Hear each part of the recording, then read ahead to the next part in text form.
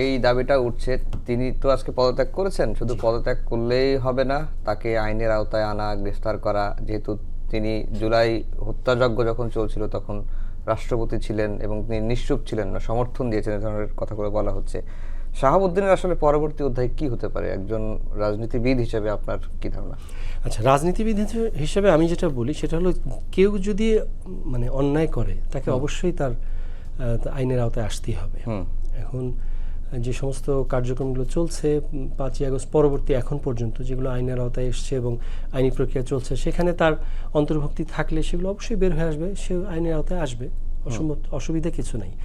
এবং রাষ্ট্রপতি পর্যায়ে যারা আছেন, আসলে সাধারণত মানুষ কি করে, আপনার ওনাকে আপনি একটা ধরেন, সে ফর এক্সাম্পল উনি আসলেন রাষ্ট্রপতি, প্রধানমন্ত্রী, এই যে পদগুলো, এগুলো একটা কান্ট্রিকে রিপ্রেজেন্ট করে, তাই না?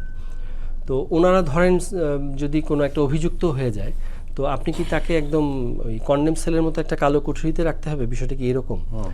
মানে মানুষ একটা জায়গায় অ্যারেস্ট করে কেন? যে সে যাতে পালিয়ে যেতে না পারে, তার কার্যক্রম চলছে, তারপর সাজা হয়ে গেলে তখন সে সাজা অনুযায়ী ভোগ করবে।